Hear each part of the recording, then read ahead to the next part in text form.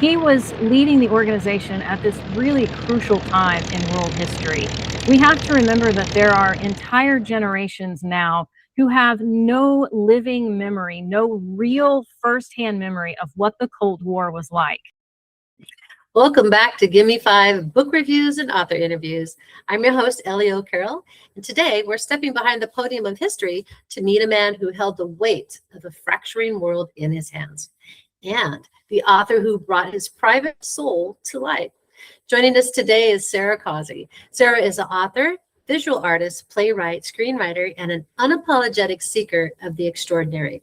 Holding a master's degree in English and 2 liberal arts degrees, Sara navigated high-pressure worlds like government contracting, Fortune 100 recruitment, before leaving the corporate corridors behind to devote her life to words, imagery, and ideas.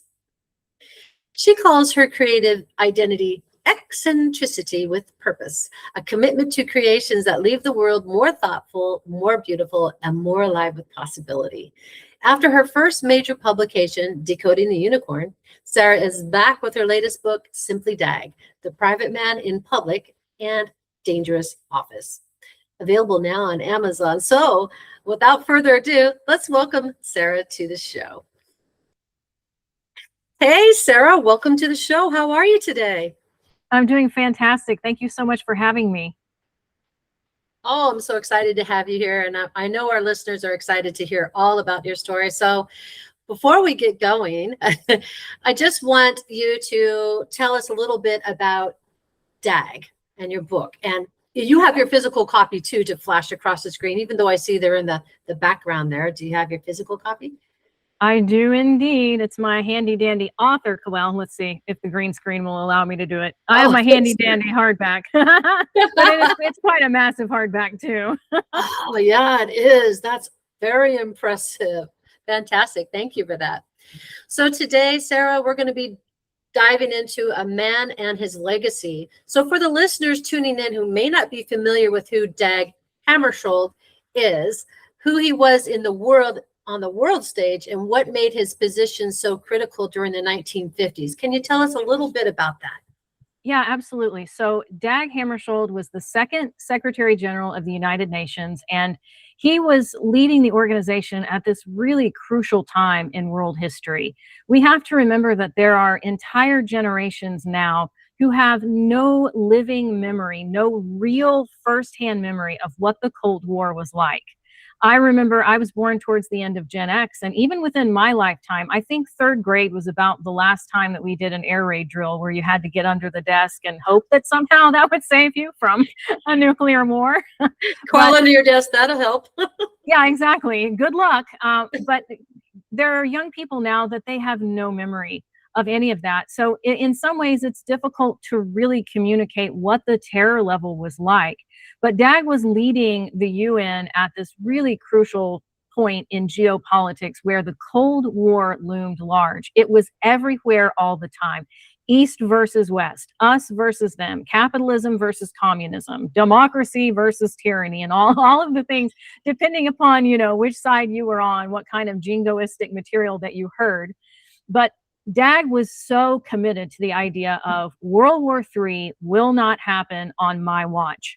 We also have to think back to the League of Nations, which was born out of the ruins of a world war, and people said never again. World War I was enough for us. It was called the Great War, the war to end all wars, and people just thought, well, nothing like that could ever be allowed to happen again. But the League of Nations failed.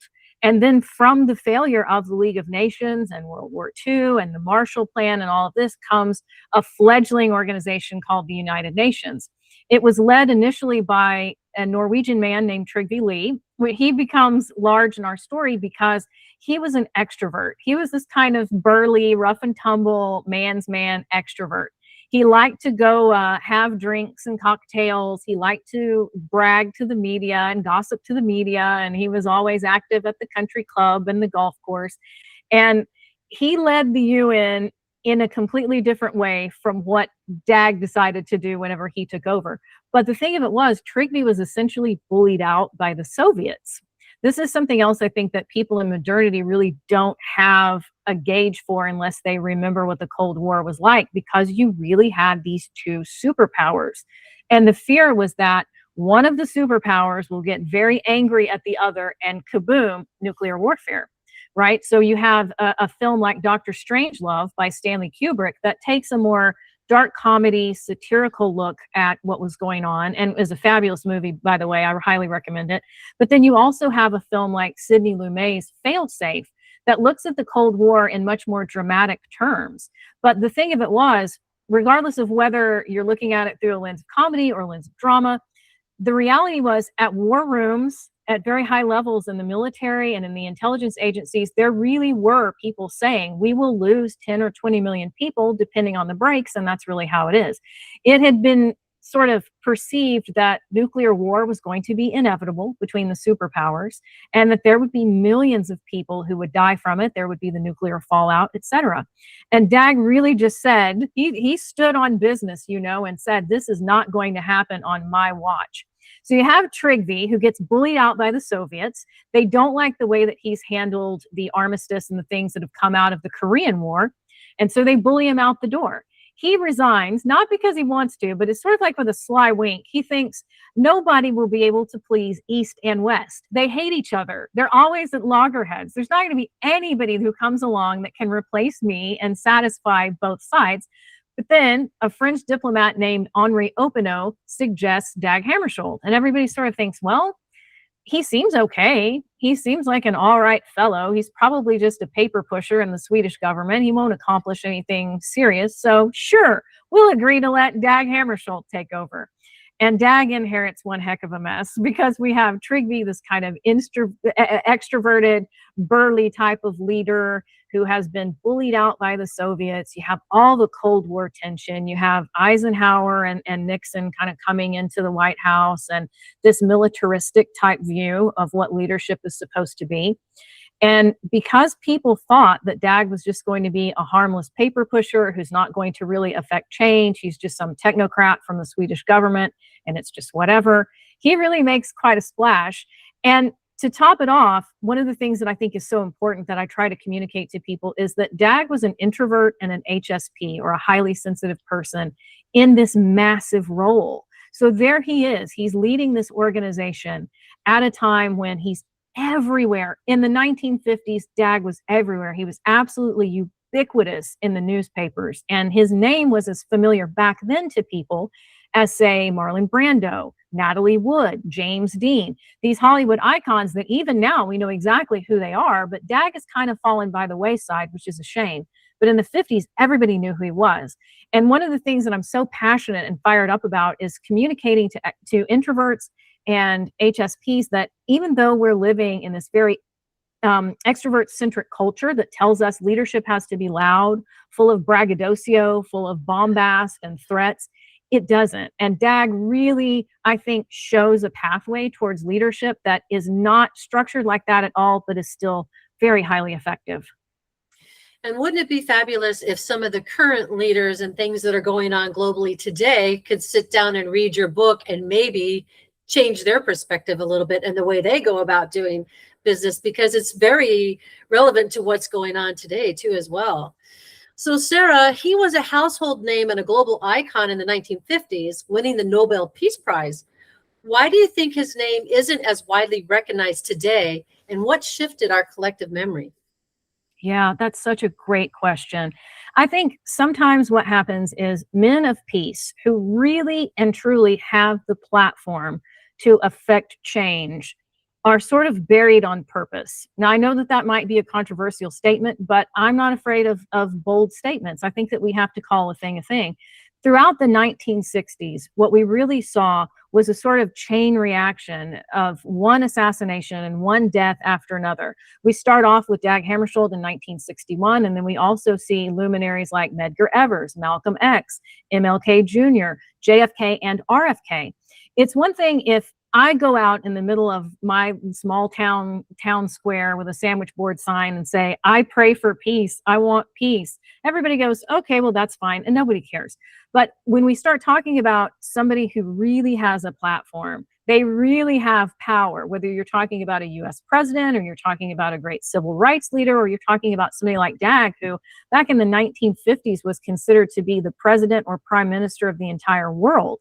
If they are a peacenik and they have the ability to start impacting real change in the world, the powers that be really do not like that structure.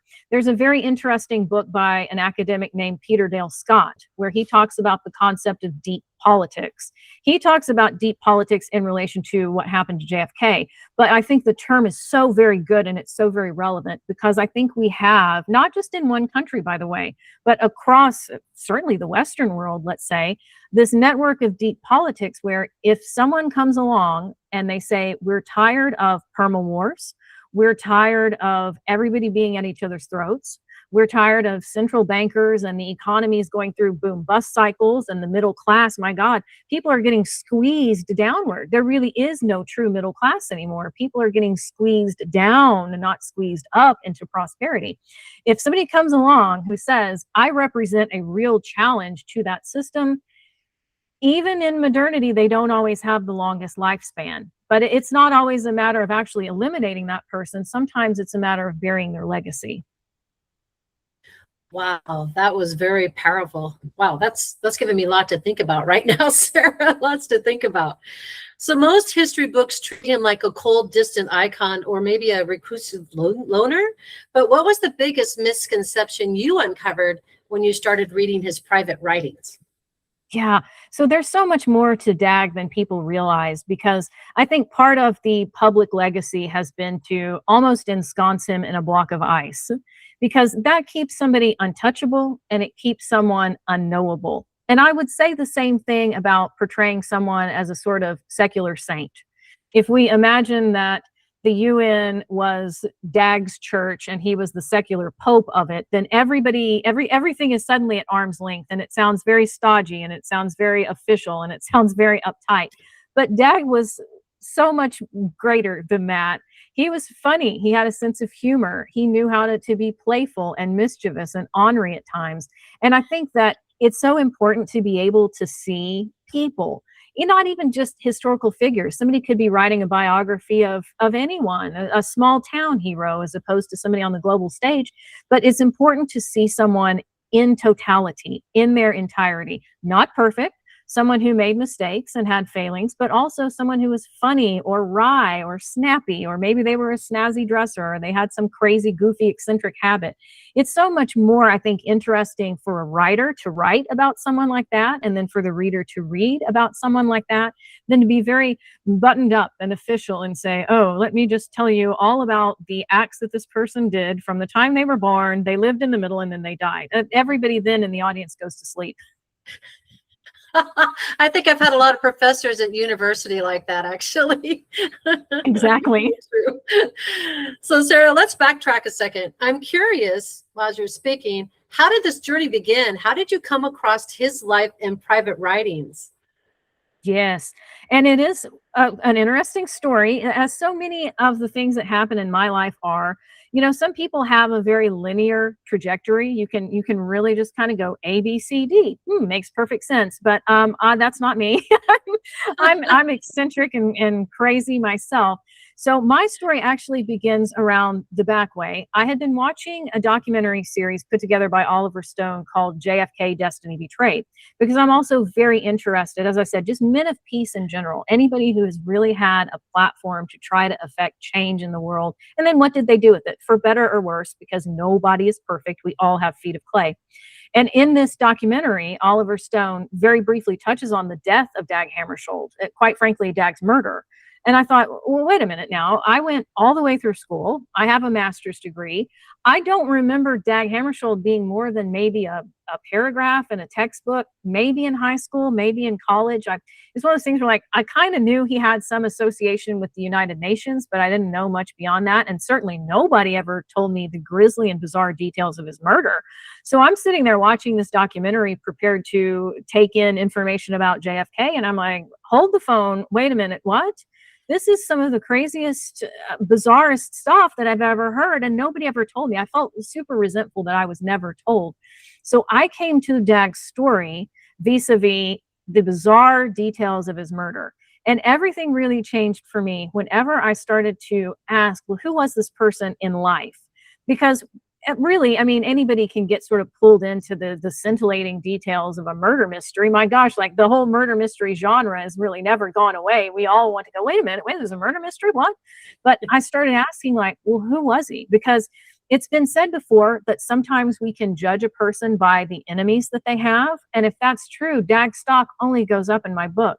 Because when we're talking about these intelligence agencies and deep politics and shadowy webs of power, people who profiteer mercilessly off of warfare, certainly looking askance at the people who profited like crazy off the Vietnam War, for example.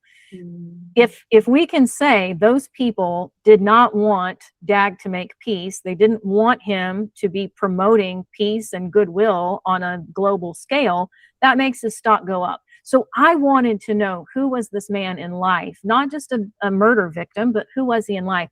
And everything changed. I know that it sounds kind of kooky and woo-woo to some people, which is fine. I fully embrace that. But Dag and I really sort of connected spiritually and have this kind of ghost and Mrs. Muir dynamic where it's like, you tell me what it is that you want to say in modernity. I'm here sort of like Gene Tierney in the film adaptation at the typewriter, taking dictation while you tell me what it is that you want to say to a modern audience. And so anytime that we produce something, I look at the finished product and I'm like, how did we do that? Like, it's almost like it happened in a dream. So I'm very blessed and fortunate to just simply be part of it and to be along for the ride. Well, I'm listening to this and I'm learning about Dag, and I'm thinking I got cheated too, because before you and your book, I didn't know about Dag either. So I feel a little cheated there and slighted as well. So this is cool that you're kind of creating this channeling with Dag as you're at the typewriter or computer, right? So you're creating this legacy as like a true co-creation of a partnership across time. How did that personal connection shape the way you researched and approached his life? Yeah, and that's another fantastic question, because we want to have an appropriate balance.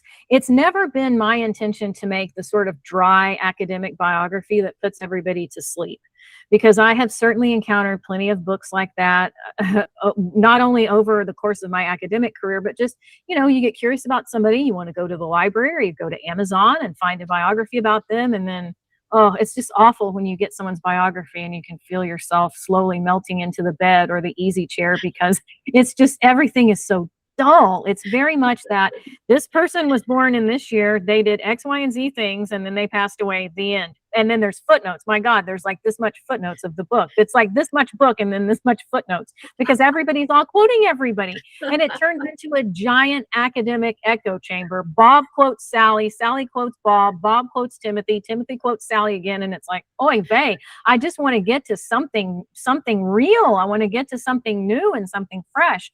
So it's important, I think, to, yes, look at the historical record and to look at someone's own writings, to look at their own speech, to get an idea of what they actually said themselves.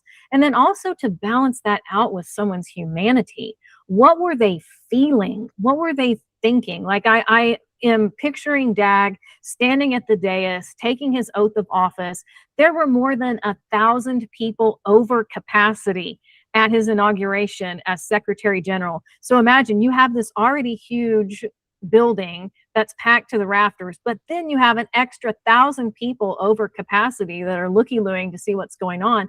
And here's this introvert who's come from being sort of cloistered away in the Swedish government, working in this really beautiful office that he had furnished with antiques and paintings, and it's like a little introvert heaven, right? And so then he goes to this massive inauguration.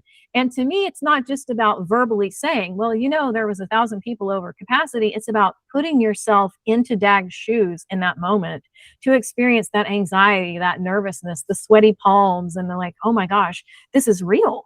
This is really happening. I'm here in this office to do this thing and everybody's watching, and I hope I don't trip over an untied shoelace or say the wrong thing or have a coughing and sneezing fit in front of all these people. That's a much more humanizing way to say, like, yes, we're looking at this person's biography and we're going by the historical record. We're getting our dates correct, but there's so much more than just that. Yeah. And I'm thinking too, you mentioned that he was a highly sensitive person and an introvert, and these two things don't normally go well for leadership, right? but maybe those were his superpowers in a way too, you know? Absolutely. And I wish that more people who are of that maybe introverted or ambiverted flavor, HSPs, people who think before they speak and think before they act.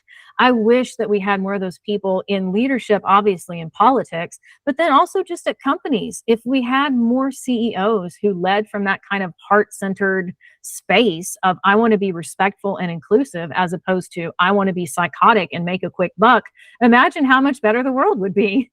I love that imagination. You know, let's get more heart-centered leaders out there that are actually want to serve humanity in a good, positive way rather than destroying them, breaking them down, and just killing them off, right? Basically, wow. Thank you for that, Sarah. So now, you mentioned you had a master's in English, but your writing style is conversational, intimate, and anything but dry or academic, thank God. How did you balance intellectual precision with emotional heart while writing Simply Dag? Yes. And I think too that goes back to remembering the historical record and always fact checking. I think this is not a paid endorsement by any means, but I thank God for newspapers.com because being able to go through that archive, the Library of Congress was also very helpful to me. The UN Dag Hammarskjöld Library there in New York was very helpful to me with archives and scanned documents and things. So it's like, yes, you do your research, you comb through the books, you look at the historical record, you look at Dag's speeches, but then you also think about how does this translate into a modern way of thinking? Because to me, it's actually intellectually lazy to just reprint the same stuff over and over again. Academia loves to do that. Let's just reprint the speech and have 5,000 footnotes. And it's like, well, yeah, okay. But like, are you writing a biography or are you just reprinting a collection of speeches and a collection of somebody else's thoughts? What are you actually bringing to the table? What is your thesis? And funny enough, one of the things that I was taught whenever I was in graduate school was that a buried thesis is met with resentment. So there are times in writing, like when we think about fiction, you know, there are times when we want to obscure things a little bit. We don't want to give it all away. Or maybe if we're writing a screenplay, we don't want the big reveal to happen in the first 5 minutes and spoil it for the audience. We want the big reveal to happen at the end. But when we talk about writing a biography, writing a memoir style book, you want to give the reader some reason to care from the very beginning. And if everything is just dry and academic, it turns most people off. So to me, what's super important in anything that I do, I don't want to pander to the audience, but I also don't want to insult their intelligence and talk down to them and treat them like they're all 3 years old. Even when I write books, by the way, for kids, I don't treat the child like the child has 0 IQ and is basically a slug crawling around in my garden. I assume that they want to be intellectually stimulated, and being intellectually stimulated does not mean I am Mr. Pompous and I come down from on high to you peons and plebs. You can certainly be intellectual without being snooty. It's the snooty part that I have no use for. Oh, I agree 100%. I've run into many individuals like that. And, you know, it is a good sedative.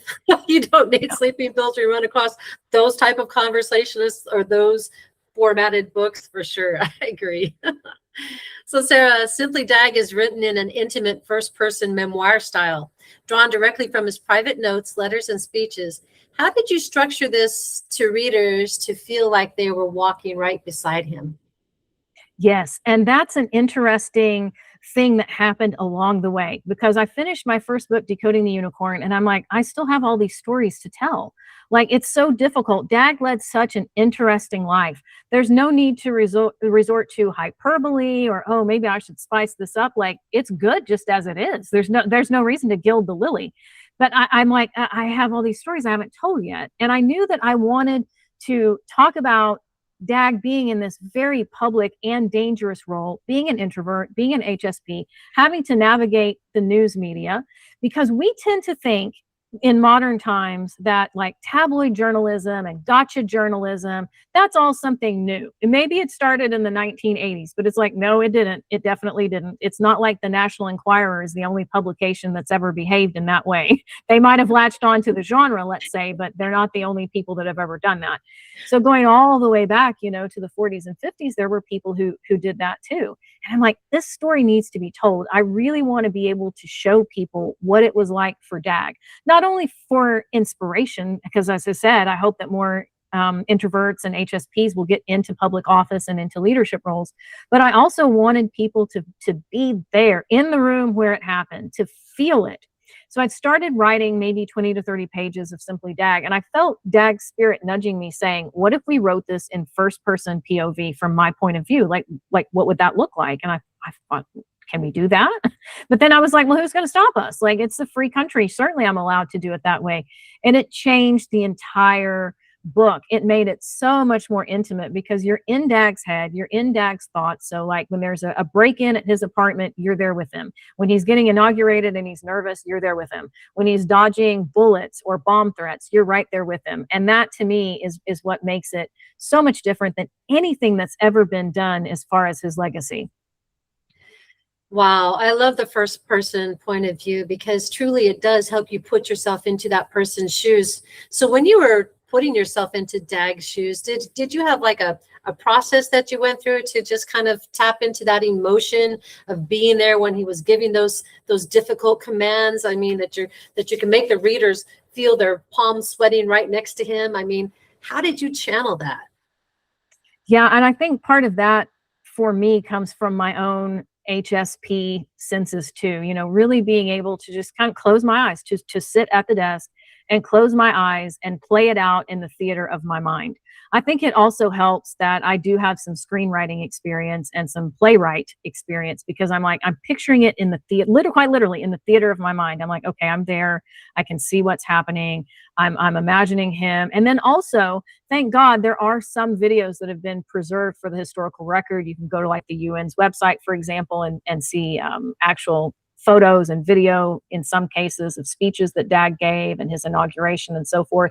So just not only seeing it in the theater of my mind so vividly, but then also comparing that to the videos. What I loved to do to just kind of like fact check my own abilities is like I would picture it in the theater of my mind and then I would go and look to see like, okay, what does the video bear out to be true? Is my interpretation accurate?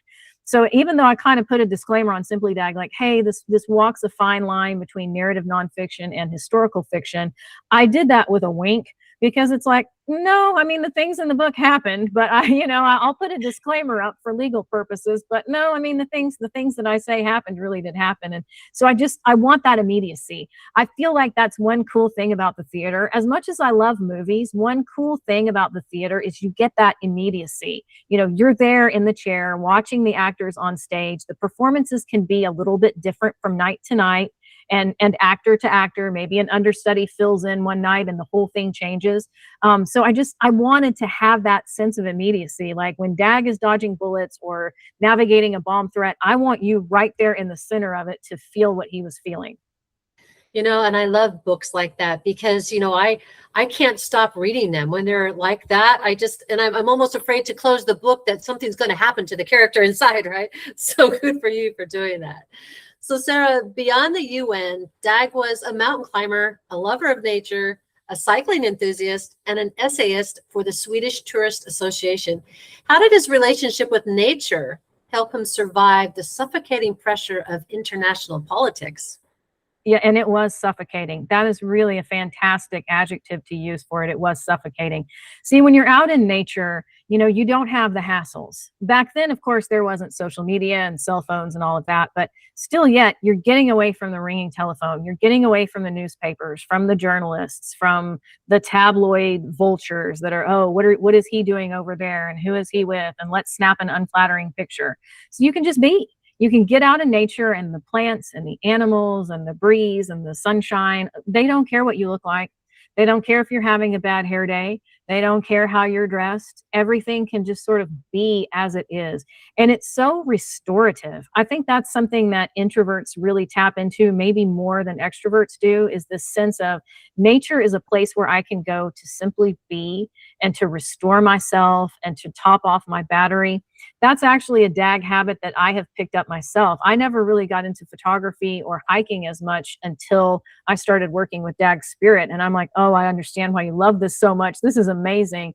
But just listening to the bird song, listening to the breeze as it comes through the trees, just being so very in the moment, so connected to everything around you. Dag had such a fantastic understanding of like what Jung called the collective unconscious, or what Yeats called the spiritus mundi, this idea of connective tissue. Because there's an illusion we have in our minds that we're separate. I'm separate from you, you're separate from me, you're over there and I'm here. But yet in the greater arc of things, we're not separated at all. And you see that so much clearer when you get away from the noise, the traffic and the honking horns, and people are screaming, and here's a deadline, and do this and do that. And so that really helped him to stay sane, being able to take those trips to go hiking, to go swimming, to get on a bicycle, to climb a mountain. It's like such a perfect antidote when you're in a role like that, where you're always in the public eye and somebody's always waiting for you to mess up. Being able to get out in nature is so very healing. And it's something I recommend for anybody, whether you are leading an organization, whether you're in management or not. It is absolutely something that is so very good for the soul. You know, I really agree. I'm a big nature tree hugger, plant lover. And here in Korea, South Korea, where I live, they have trails of just the red mud trails that you can take your shoes off, and we just walk in that red clay. I mean, you're not gonna get all over you. It's packed it, right? But it's cool, and it grounds you with the earth, and it just stop all the screen time, forget about life for a while, and just be very fully present with the birds singing, the butterflies flying by. All that is so healing. So I agree. I'm thinking about that because Dag did have that ability to go out into nature. And those of us who are in big cities, I'm in Busan with 7 million people. So thank goodness they have those green spaces. But if Dag were here today, looking at our current global landscape, what wisdom or perspective do you think he could offer us? One that's much needed. I mean, even just before we kind of pivot away from nature, I am certain that he would look at the lack of conservation and screen, because we have, I mean, I'm speaking from an American perspective, it seems like the raw, untouched land that we have shrinks year on year. And as someone who lives on a working farm and ranch, I'm like, do you not understand that once it's gone, it's not coming back? It takes a very long time. Once you have developed a piece of land and all of the wildlife and the flora and fauna that were living there have been run off of it, it's like, do you not understand how long it takes to rehabilitate that land, to try to bring it back? It's a nightmare to do that. And so I know that he would be passionate about the environment. And one of the things in his will, for example, was he had bought a farm in the southern part of Sweden with quite a considerable acreage that went with it. And his request was, I do not want this land touched. I want it left to the Swedish Tourist Association, and I want this designated as a nature preserve. And thank God they've upheld his wishes. So I know he would scream at the lack of conservation that's going on, particularly in the United States of America, but certainly also the perma wars. You know, the United Nations, I think, has really gotten away from what Dag envisioned, because his vision was pretty darn simple. It was simply, you go here to hash out your differences in peace. You come here to talk. You don't start dropping bombs. You don't immediately smash the war button. You come here to talk it out. Let us figure out if we can get to a peaceful resolution. One of his famous quotes was that the UN was not invented to take us to heaven or some utopia, but to try to save us from hell. And I think that he would look at these perma wars. I mean, just the other day I was thinking, like, the situation with Ukraine is still going on. The situation now with Iran is still going on, and people in America, by and large, do not want this war. We do not understand why we're at war with Iran. Somebody is profiteering off of it mightily, but it's certainly not us. So it's like, what is even happening? And so I know that he would say, like, why are we destroying the environment? And then why are we not sitting down to talk about things before we immediately rush to war? Why on earth would we allow these perma wars to go on? So I think that there's a lot of wisdom that we can draw from his approach, because he was idealistic, yes, but also practical. And I think it's important for people to understand that, because sometimes people, they get into that stereotype of the secular saint, or he was the Pope of the UN and all of this. And it really belies the fact that Dag was intelligent and practical. He knew what was going to happen, what he could get out of a negotiation and what he probably could not. And we need that balance again. My God, we don't need to immediately rush to warfare, and we need to just stop and think, like, here's my perspective, but then here's the other person's perspective, and to stop treating anybody who disagrees with you as a combatant. My God, there's so much tribalism. Again, I'm just thinking of it from the American perspective, but there's so much tribalism that's going on over here, of red versus blue, donkey versus elephant. Are you for Trump or are you not for Trump? And people are just so exhausted with it. And so I feel like going to draw water from Dag Hammarskjöld's well it's a great place to be. Wow, you touched on a lot of very, very tricky dynamics there. And, I agree, Sarah, because we have this thing in our head called a brain, which is like a supercomputer. And we have this ability to communicate. So like you said, why is it always the first response to go straight for the smash the war button? Why can't we just sit down like adults in a room and bring all of our perspectives together and then come to one common solution? I mean, yeah, like you said, it's like little tribes popping up everywhere. And to be honest with you, Sarah, I had a near-death experience back in 1997. And what that taught me was everything from this third dimension, our personalities, our race, our religion, everything that's constructed in this third dimension does not exist up there in the next realm, a couple realms up, right? And it's all about love, and love knows no fear, and there's no judgment. It's like a knowledge, and there's no time. So why can't we, like you said, and take something from Dag and just sit down and go, hey, we've got climate going on. We've got wars going on. Do we really need this? Can't we just sit down and talk and do what's best for humanity and the earth? How can that be so complicated, right? I know. I agree with you 100%. And I also, what you're saying that you experienced in your NDE makes complete sense to me, because that's what I have experienced too, is just this sense of, once we get beyond all of the superficial stuff, because this is a skeleton trapped inside a meat suit that's just hurling on a rock through space. Like this is all temporal. It's all temporary. But once we kind of get to those higher levels of consciousness, it's like love. It's just this overwhelming sense of love and acceptance that we don't. It's like we could experience some of that here on earth if we would get past this idea of me and you are different, or we're at war, or we're not supposed to believe the same way. You're from a different country, or you're from a different race, and you think that and I think this. If we could just get past all of that. And the thing of it is, I feel like a lot of people do want to get past that. But we have the media playing an additional role, I think, in trying to keep people divided, to stir up rage. Like when I go on social media, sometimes I just like immediately go off, because it's just one column of rage. When people call it doom scrolling now, it really is, because it's just, I hate this and I hate them, and do you know what he said, and do you know what she did? And it's like, I just want to get out of here. I'll tell you what, Sarah, I spent 40 days this time last year in Corsica, France, on an island that was completely off grid. No electricity, no internet. We didn't even have running a shower or a toilet in our little cabins. We had to go outside of the bushes, which was interesting to have conversations with the bramble. But it was nice to not be, like you said, getting caught up into that news thread and, oh my gosh, what's going on over here and over there, and your mind's just spinning, because that's not productive at all. It's not constructive. So just getting out of our own way and not tuning into those negative collectiveness, right? But tuning into the collective consciousness that is growing something that is sustainable, that's kind and that's loving. So I'm so glad that you're bringing Dag's words, his wisdom into the world, because we really super duper need it right now, for sure. Yeah, oh, I agree. And I wish that, like what you were saying, the conversations with the bramble, once you get off the grid a little bit and you're just out there in nature, it's like, oh, wow, it really helps to show you how many of these constructs that we're living in are fake. Yeah, if you want to know what's wrong with the world, I think it's Thrive, What on Earth Will It Take, that documentary the thing that I came away with a lot that really resonated was, if you want to know what's wrong with the world, follow the money. Not saying that money's evil, but who's doing what with the energy of money, right? Yep, bingo. I agree. So Sara, here's a fun question.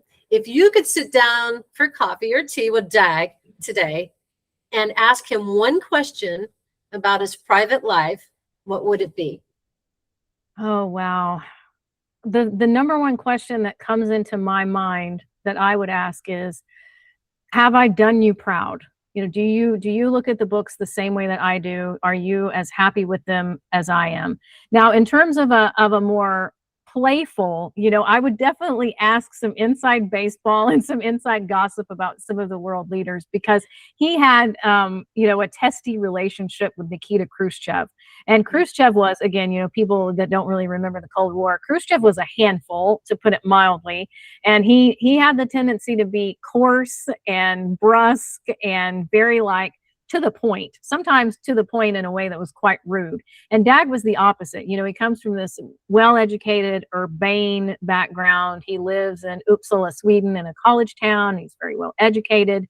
And so I would love to just sort of be like, okay, so for real though, whenever you were at that cocktail party and Nikita was being such a weirdo, like, what were you really thinking for real? I'd love to hear the kind of the little tittle tattle. Do you have any ideas what he might say to that? Oh, yes. Well, yeah, as I said, you know, Nikita was a live wire, and there was a cocktail party that he invited Dag to. So imagine the scene. He's been in the UN wanting Dag to get fired, making all kinds of threats, shaking his fists, and just really acting like a maniac out in public. He invites Dag to this cocktail party, and then he's just all over Dag with hugs and all of this affection. And it's like, you wanted me fired, but then now you're trying to hug all over me and tell me that you love me. This is super bizarre. And then Nikita, to top it off, our cherry on the sundae here is that Nikita goes to the media, and the journalists are like, this doesn't really make sense. You know, you're calling for his resignation, but then you're hugging all over him. What's up with that? And he says, well, it's actually very simple. It's much easier to kill a man when you're standing next to him. And Dag's sort of like, wow, okay. So I think it would be so interesting, not only to, if I could ask Dag the questions with a wink, but also to just see it, you know, to be able to be a fly on the wall, to see all of it for myself, I think would be really remarkable.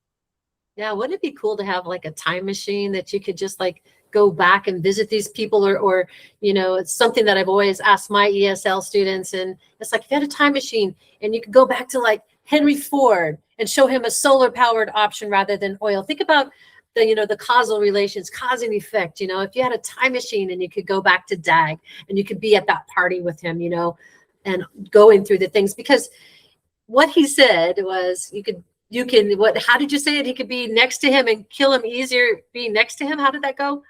Yeah. So Khrushchev said it's easier to kill a man if you're standing next to him. Ah, yes, right. It's easier to kill a man if he's standing next to him. Oh my goodness. And people do, they put on those false fronts, and you never know the authenticity. Who are you really? You know, and when you start reading people a little bit better, you can start, you know, seeing those red flags, like a parade of red flags going up, right? And you can choose how you're going to respond to it. Wow. Okay, so now, Sara, we're going to do a rapid fire fun round here. So the first thing that comes to your mind, and no overthinking allowed. Are you ready? I'm ready. Okay. Eccentricity with purpose. Corporate recruitment versus full-time creative life. What's the one corporate habit you're glad you killed? Oh, the one I'm glad I killed. That everything has to be done with the maximum of urgency, because that was something that got drilled into me pretty relentlessly in the corporate world. And creativity is a completely different animal from do it now. So going from survival mode to creativity mode. Yeah. Oh, yeah. To completely different. And things, you know, when you're giving birth to a creation, whether it's a film, whether it's a painting, whether it's a sculpture, it doesn't even matter what genre of art it is.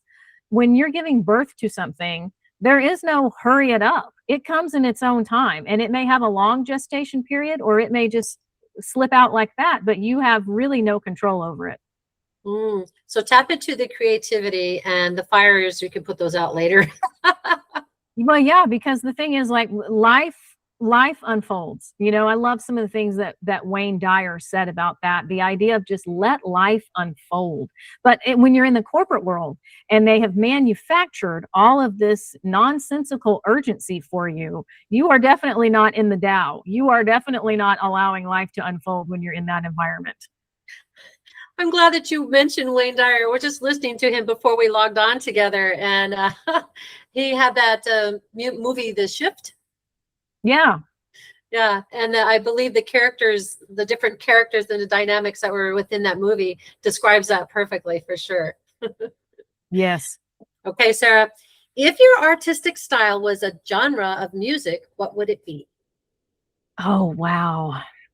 That's a tough one, but I'm going to go with improvisational jazz, because Ooh. that's like whenever something just pops into my mind, I go for it. And I like that kind of improv with jazz. It's kind of like what I said about theatrical performances. Like the theater, it's not necessarily the same thing every night. I'm thinking there's a story that's coming into my mind. You said to free associate, so I'm going for it. There's a great story from back when A Streetcar Named Desire was on Broadway. Marlon Brando had been messing around backstage, boxing with one of the stagehands, and their little kind of scuffle got out of hand a little bit, and Brando broke his nose. And so he had to come back on stage. So he's like scuffling and roughhousing around with this other guy backstage. He gets his nose broken and all this blood's coming out, but the show must go on, as they say. So he has to come back on with blood going everywhere as Stanley Kowalski. And they just totally put it in. And Jessica Tandy was playing what Vivian Leigh played later, Blanche Dubois. And she's like, "Oh, you bloody fool." So they just completely go on with it as part of the performance. And I just think, like, yes, life should have more of those moments where we say, I'm just going to go for it. Life has handed me something. I don't completely understand why, but I'm just going to go for it. Yeah, improvisational, spontaneity. I love that. Absolutely. I agree 100%. So, what's your favorite medium when you need to break from writing? Is it painting, plays, or poetry? Oh, in terms of things that I do hands-on, I love to draw. If I'm not writing, then I like to be drawing, to be making digital art. Painting would be a close third, because there's something so romantic, almost sexy even, about the paint going across the canvas. Like it's just really divine in its own way. Now, in terms of what I like to do, if I'm taking more of an artist's break and I'm like, I'm going to be consuming as opposed to creating, I really do love to just sit and watch a good movie. Tell me a good story. I don't even care so much about the genre: sci-fi, fantasy, a movie for kids, a movie for adults, action, adventure, comedy, romance. Just for 2 hours, let me get immersed in this world that you've built and tell me a great story. And I appreciate that you say that too, because some of the movies that I'm going to try to find a good movie, and I'm just going through trying to find a good movie, and then you start the movie and you're like, there's no depth to this, there's no buy-in, there's no, it's just boring. And it's like, oh my gosh, where are those movies that are so well done that you can't turn the television set off, you can't turn it off, you dive into that world, you're immersed in it. I know, and I do have a recommendation. Here's another unsolicited recommendation. Like, what I've really been kind of going back to some of those old 1950s and 60s Technicolor CinemaScope type films, because of the color. That is one reason. It's the depth of the acting and the reality that I am watching a performance and I am so completely here for it. But they're also like the most vibrant colors. I recently completely fell in love with 1964 Beckett, where you have Peter O'Toole as Henry II and Richard Burton as the titular role of Thomas à Becket.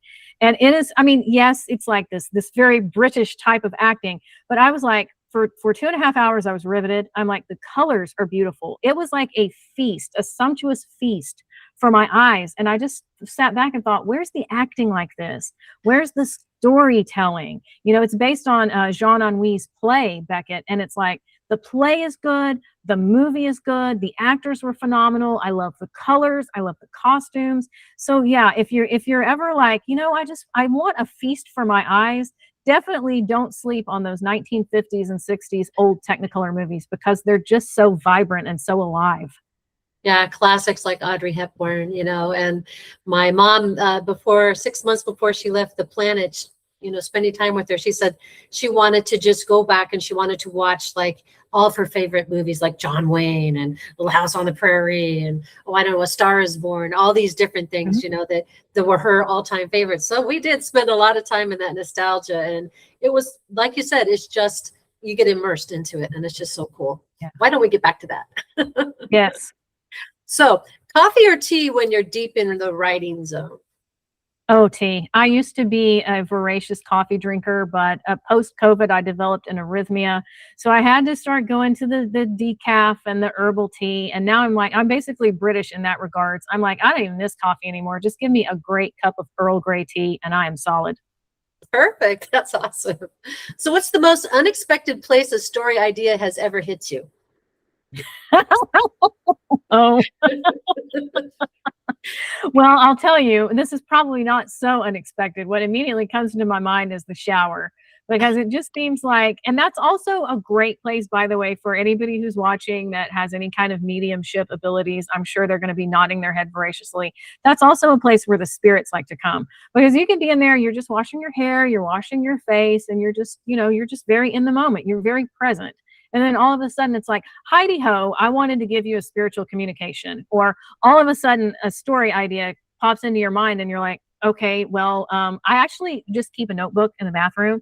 Now that way I can just kind of hurry up and dry off and then start writing it down so that it doesn't evade me. But I've had great ideas that came to me in the dreamscape. I've had great ideas that occurred in the shower, great ideas when I would just be in the car trying to drive home from going somewhere. I wish that I could say like, oh, well, I was climbing Mount Everest and this happened, but it's usually doing these more mundane things like cooking a meal or washing my hair in the shower that all of a sudden, kaboom, it's like the earth shifts somehow. And I'm like, oh my God, that's fabulous. That's so true though, actually, because these are activities we can do on cell memory, right? We don't have to think about, oh, I have to put the shampoo and I have to do my hair now. You're in the zone, you're going through your automatic routine. So your mind is able to step into that creativity. Like, oh, I got your attention for a second. Well, let me tell you about this. I like that. Yes, exactly that. Yes. So this is going to be difficult for you, I know, but describe Dag in just 3 words. Ooh. Warm. Loving. Amazing. Those are some great adjectives, like it. But here's a question, because we were talking about the social media. If Dag were alive today, what social media platform would he secretly use? Oh, that's a good one. You know what? What immediately pops into my mind is Substack. He would love to get on Substack and read, but that's kind of the more overt one. I think okay, yeah, I can totally see this. His guilty pleasure would be scrolling on Facebook. He would totally like read celebrity gossip, but like not want to admit that he did. It would be like, oh, I heard that such and so happened. Really? How did you hear? Oh, I don't know, just through the grapevine. But like he wouldn't want to say like, well, I was looking at TMZ on Facebook or whatever, but he would secretly. They liked my comment. Yay, 4 likes. Yeah, exactly. Yes. Because at the end of the day, we're all human. We all get our little boost of dopamine when that happens. Yeah, that's so true. So we were talking about time travel a little bit. If you could go back now to Dag in the 1950s and gift him something from today's current world to help relax him during the 1950s Cold War, what would it be? Oh, wow. Something for relaxation.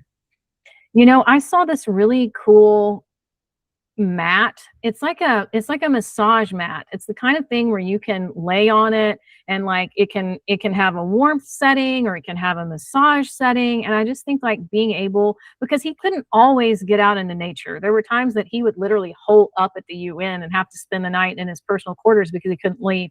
And so I'm just sort of imagining like being able to plug in a kind of heated massage mat and be like, why don't you just relax for 10 minutes? Like take a 10-minute break. Let this be completely for you.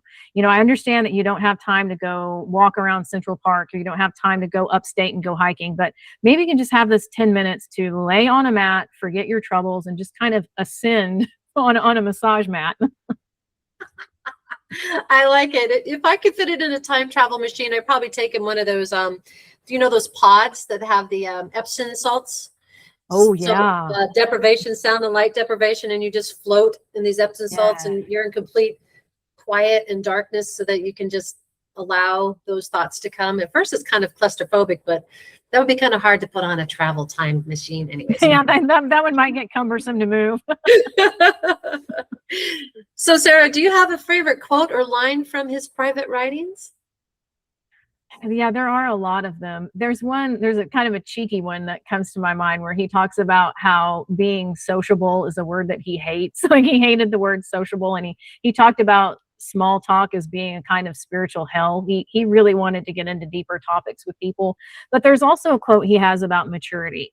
And he talks about how maturity, amongst other things, is learning not to live below your best. And whenever I start to feel like, I don't know if I can do this, or this is a risk creatively, this feels like maybe it's a stretch, I just remember that. And to me, it's akin to something that I once heard David Bowie say. He talked about if you're in your creativity and you feel very safe, then you need to go further out. You should always go at least a little bit further out into the river than where your feet are touching the riverbank. Because if you just always stay where your feet are touching, you're not challenging yourself enough. You should go further out. And I just think Dag was on that same wavelength when he talked about don't live below your best. And so to me, whenever we're taking on something new, whether you're starting a business, you're going for a promotion, or you're doing something creative, like don't talk yourself out of it. Like don't live below your best, because you're not going to get to your deathbed and say, I really wish I had played it safe. You're going to want to think back about the cool things that you did in life. Wow, thank you for that. That's so powerful. And as we both like Wayne Dyer a lot, he worked with the hospice, with the vets in the hospice, veterans, and their regrets on the deathbed was, what if I lived my life completely wrong? What if, I lived below my best? Maybe I did too much and thought, my priorities was on materialistic things rather than my family. So I like that. Never live below your best, and challenge yourself to do something that scares the pee-wadding out of you every single day, right? Because that's what helps us grow. And I think that fear keeps us safe and keeps us in a box. So like you said, getting to the river's edge, putting the toe into the river, and then maybe next day the foot, and then the next day up to the ankles, constantly challenge yourself to go one step further. So thank you for that. Yeah, absolutely. And I also think it goes back to Susan Jeffers, feel the fear and do it anyway, because it's totally human to be scared. Like we tend to look at other people and go, I bet he's not scared. I bet she's not scared. And it's like, they might be almost about to pee their pants. You just can't see it. So it's like, you should do something that scares the pee out of you a little bit every day. That's how you grow your comfort zone.